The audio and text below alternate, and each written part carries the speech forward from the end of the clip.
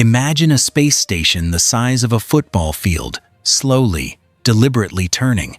Not because something went wrong, because that spin is the point.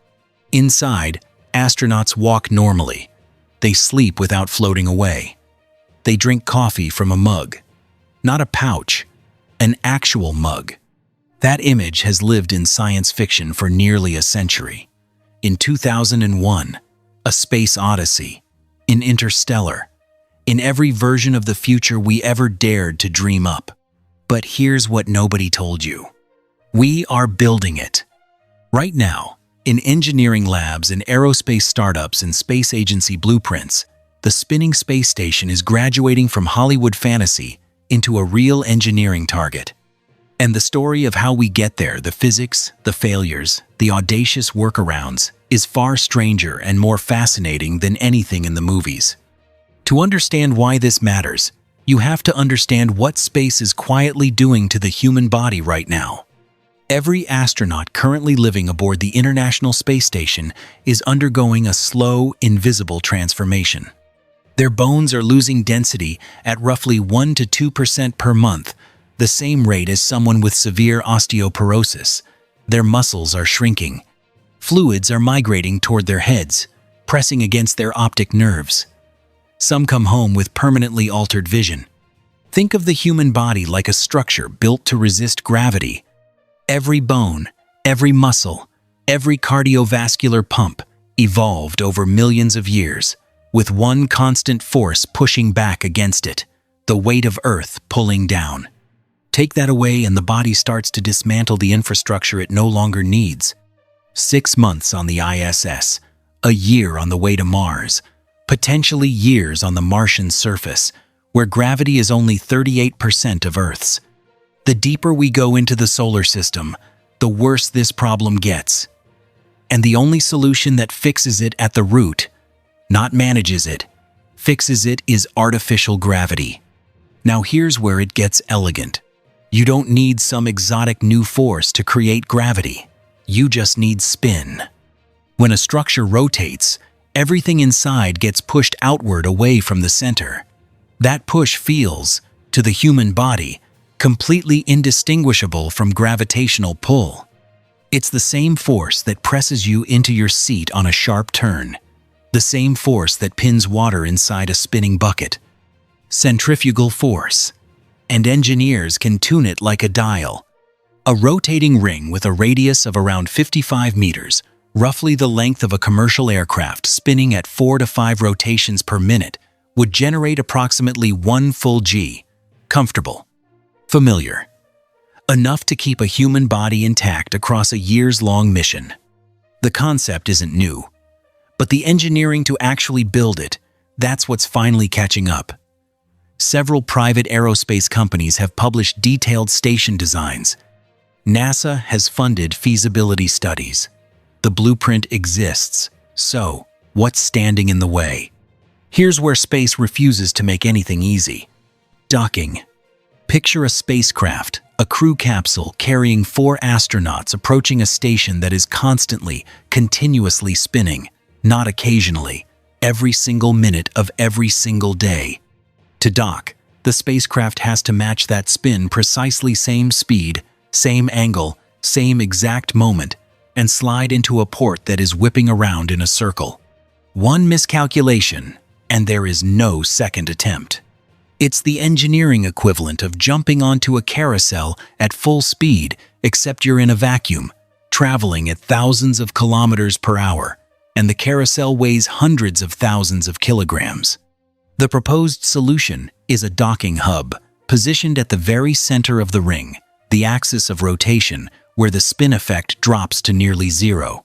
Spacecraft dock at the calm center. Passengers travel outward to where the gravity begins. Elegant in theory, extraordinarily difficult in practice. The thermal cycling alone, the brutal temperature swings between sunlight and shadow in orbit, stresses every joint, every seal, every bearing in the structure.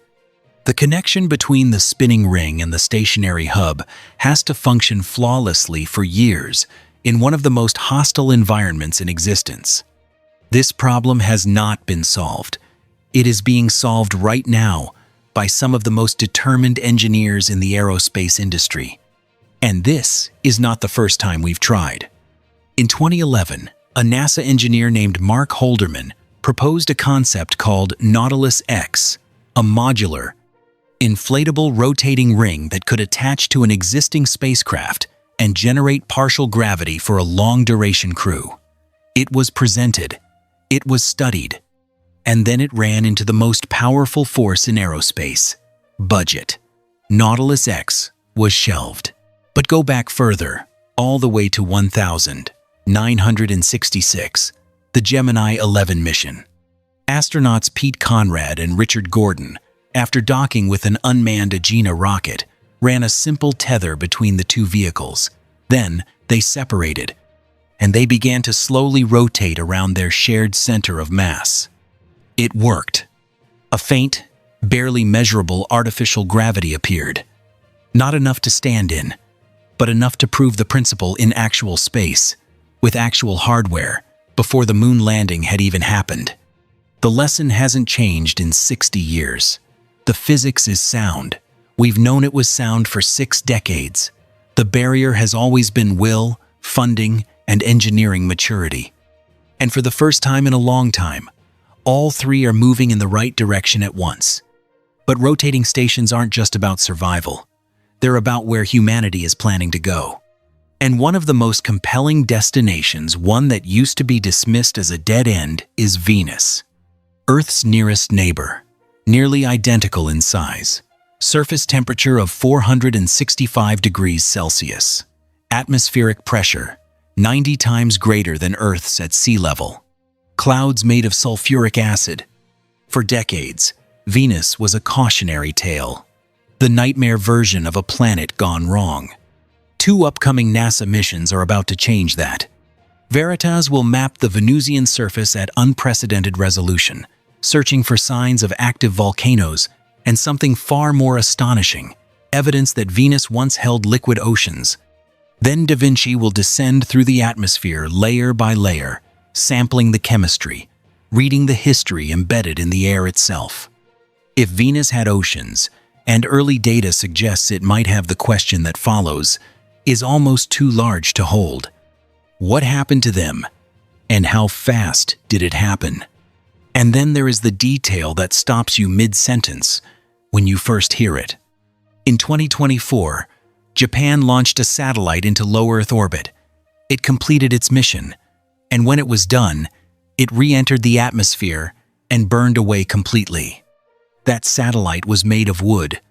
LignoSat, built by Kyoto University using traditional Japanese carpentry techniques, joined without a single metal nail, survived radiation, vacuum, and the extreme temperature swings of orbit. And when its time came, it disappeared into the atmosphere without leaving a trace of debris.